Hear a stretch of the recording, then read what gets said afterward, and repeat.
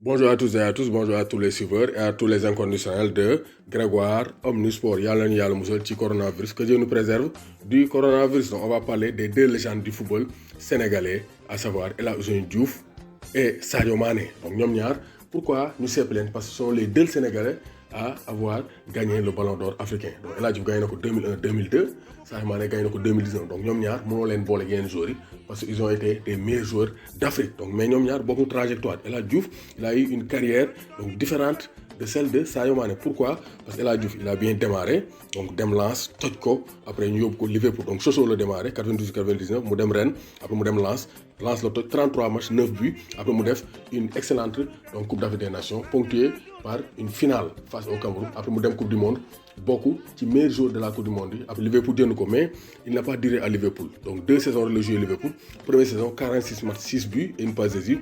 Deuxième saison 2003-2004, 33 matchs, 0 buts et 0 passe décisive. Moom ay problème ay Gérard, les cadres de donc du vestiaire ak ñoom Carragher ñu jaay ko Bolton Wanderers foofu la toj nag. Bolton Wanderers avec JJ Okocha, il a été exceptionnel et il a qualifié Bolton pour la Ligue Europa. Donc El Hadji Diouf loolu mooy ses faits d'armes. Il a joué la CAN 2006, la CAN 2008 avant de raccrocher avec les Lions du Sahara. Mais gis nañ ne El Hadji Ousseynou Diouf, les faits marquants sont les années 2001 et 2002 foofu la toj la et looloo tax ba léegi il reste un monument du football sénégalais. Mais côté Sénégal, El Hadji Diouf a fait plus rêver que Sadio Mané parce que Sénégal musul àgg yenn niveau yi, musul dem Coupe du Monde, musul dem finale CAN. El Hadji Diouf a sublimé le peuple sénégalais de par ses belles performances. Il a été meilleur buteur des qualifications de la Coupe du Monde 2002. Donc El Hadji Diouf, il a fait ses armes, mais El Hadji Diouf carrière am yàggul, contrairement à Sadio Mané.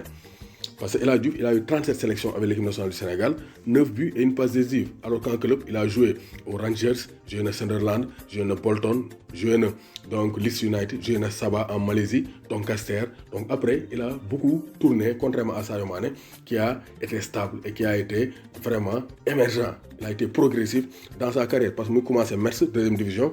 Donc après, dem Salzbourg, dem Southampton, actuellement à Liverpool, il est au sommet de son art. Il a gagné la Ligue des Champions.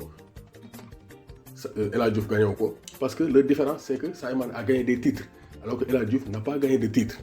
El Hadji Diouf, il a gagné des titres individuels alors que Sadio Mané, il a gagné des titres individuels et des titres collectifs. Donc c'est pour dire que ñoom ñaar seen carrière beaucoup, mais ils sont les étoiles du football sénégalais. Et Sadio Mané, il a l'occasion d'aller au Real Madrid, l'un des plus grands clubs au monde. Donc c'est pour dire que El Hadji Diouf sénégalais dañoo war a taxaw ci ginnaaw Sadio Mané pousse ko mu gën a jëm ci kanam parce que loolu la ñuy ñaan. dañuy ñaan jour bu defee benn performance yeneen joueurs yi ñëw ci kanam année yi ci topp ñëw def plus. C'est comme en France, Michel Platini, il a été 3 fois Ballon d'Or, 83, 84, 85. Il a gagné la Coupe d'Europe 84. Il a été le meilleur joueur de la Coupe d'Europe 84. Mais musu gagné Coupe du Monde. Zidane boobu ñu ak génération ñoom Dugarry, génération bi Aimé Jacquet tabax ak ñoom Christian Karambeu, Marcel Desailly, ñoom Leboeuf, Emmanuel Petit, ñoom dañoo gagné la Coupe du Monde. Gagné Coupe d'Europe. Donc Zidane dafa ñëw dépasser la génération de Michel Platini. Donc loolu la ñuy ñaan pour chaque pays. Donc gis nañ ne Sénégal aussi loolu la ñuy ñaan mais lan la ñuy ñaan Sadio Mané et sa génération ñu gagné ñu Coupe d'Afrique des Nations. Ñun loolu la ñuy xaar ñu gagné ñu Coupe d'Afrique des Nations parce qu'on veut des titres et on espère qu'avec Sadio Mané on pourra remporter le titre. On a été quart de finaliste en 2017, on a été finaliste en 2019 et on espère qu'avec Sadio Mané, le Sénégal va remporter sa première Coupe d'Afrique des Nations de son histoire. El Hadji Diouf, Sadio Mané, les deux étoiles du football sénégalais. Mais actuellement, on vise le titre avec notre Sadio Mané national. Doomu Gaynde Njaay warul tiit warul ragal coupe la ñu bëgg coupe la ñu bëgg coupe la ñu bëgg.